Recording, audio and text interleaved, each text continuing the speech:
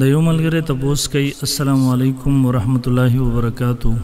زموږ دلته کالج کې څه کسان دي هغوی موږ نه تپوس کوي چې تاسو وایئ چې دا هر څه الله پیدا کړي، د دې خالق الله دی. نو الله چا پیدا کړی، د هغه خالق څوک دی؟ نو ملګري دا سوال بنیادي طور غلط دی او د جهالت سره تعلق ساتي. ځکه تاسو وګورئ موږ خپلو طلبو ته یو خالق دی یو مخلوق دی. خالق در اسم فاعل صيغه د پیدا کون کې ته ویل کیږي او مخلوق د اسم مفعول صيغه د پیدا کړی شوی ته ویل کیږي. ګوره ما سوى الله د الله نه چې سوا څه هم دي دې ته ویل کیږي مخلوق. الله د خالق پیدا کون کې. نو دلته دا ملګری چې کوم سوال کوي چې زمانه څوک تپوس کوي یو دهري یو ملحد، نو د غلط فهمۍ شکار دی، غلط بیانۍ نه کار اخلي. ځکه چې ګوره الله خو خالق دی او دی چې کوم سوال کوي در مخلوق په باره کې کیدی شو. نو دلته ګوره در خالق نه مخلوق جوړ کو دغه قسم سوال کوي. نو خو خالق دی پیدا کوون کړي، دغه په باره کې دا قسم سوال نشي کېدی چې هغه چا پیدا کړی. دا سوال خو د مخلوق په باره کې کیدی شي چې هغه چا پیدا کړی، ځکه هغه پیدا کوون کې څوک شته. کله چې ته دا سوال یو چا په باره کې چې هغه چا پیدا کړی، نو خو به خالق نشو. د خالق په باره کې دا قسم تبوسونه نشي کېدی. او دویم دی چې دا کوم سوال کوي نو د علت او معلول طریقه په الله تعالی باندې جاری کوي. دی چې وایي نعوذ بالله خدای چا پیدا کړی، الله چا پیدا کړی، نو د دې بس علت وي او هغه چې چا پیدا کړی د هغې بس علت وي. مثال زه په یو کرسۍ ناست یم، د دې د وخت پېدي دا په بله کرسۍ باندې راټینګه ده، هغه بله کرسۍ په بله کرسۍ باندې راټینګه ده، بله کرسۍ په بله کرسۍ راټینګه ده. نو یو دغسې کرسۍ په کار ده چې د هغې څلور خپې پوره وي او ودرېږي. نو دا سلسله به هغه وخت ودرېږي چې کله پوره کرسۍ ومنلی شي. همدقسې چې کله خالق ومنې نو د مخلوق دپاره نو بیا د هغه خالق په باره کې دا سوال کول چې دا چا پیدا کړی دی، د هغې دپاره بیا بل خالق بنې، د هغې دپاره بیا بل خالق بنې، دا سلسله به روانې. نو دا سوال کول چې د الله تعالی خالق کوم دی، دا سوال صحیح نه دی. ذکر د ټولو د پاره یو خالق شته، په هغه ځای به دا سلسله ودرېږي، ورنه دا سلسله همدغسې روانه وي روانه وي روانه وي، لا متنهي سلسله به وي. درېم نمبر جواب دا دی چې دا زموږ انساني عقل دی، دې کې دننه چې کوم عقل دی شعور دی،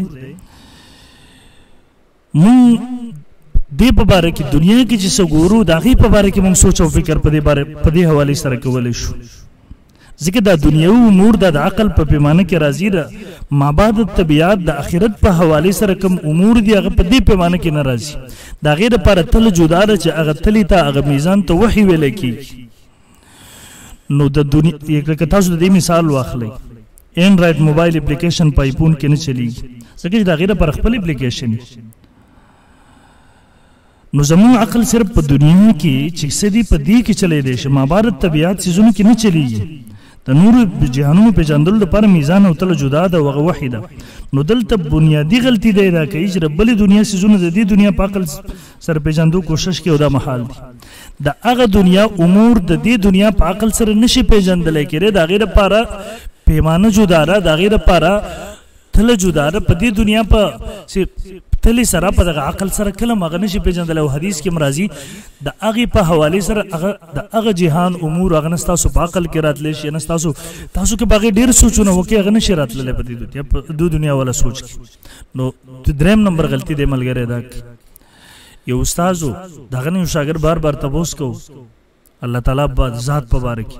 نو مونږ ته حکم دی د الله ذات په باره کې سوچ مه کوئ، د هغه صفاتو په باره کې سوچ وکړئ، د اسمانونو ته ځمکو ته غرونو ته دریابونو دغه مخلوقاتو ته وګورئ، دې کې سوچ وکړئ، بیا به تاسو ته د الله د لویۍ اندازه ولګېږي. نو دا شاګرد استاد ډېر پوهېده خو پوهېدو دی نه پوهېدو. یو ځل یې بوتلو سمندر غاړې ته، په دا ګوته باندې دغسې وړوکې سوری وویستلو، ورته یې بچې دا ټولې اوبه دې کې راځي، ورته یې نه راځي، ورته یې بچې دا دې کې راځي، ورته یې استاد چې دا خو دې کې نه راځي. چې کله ختم شو نو د استاد ورته ویل بچیا څنګه چې دا ټولې اوبه په دا وړوکې سوري کې نه راځي، دغسې د انساني عقل ډېر محدود دی، وړوکی دی، د دې دنیا سره تعلق ساتي. دغسې د الله ذات ډېر لوی دی، هغه د دې دنیا والا عقل او ذهن کې هغه نشي راتللی. او دې باب کې قرآن مجید کې الله فرمایي والاول والآخر والظاهر والباطن وبكل شيء عليم. هغه اول دی، هغه اخر دی، هغه نه مخکې څه نشته دی، هغه نه وروسته څه نشته دی، هغه اولم دی او اخرم دی. او حدیث کې راځي انت الاول ليس قبلك شيء وانت الاخر ليس بعدك شيء.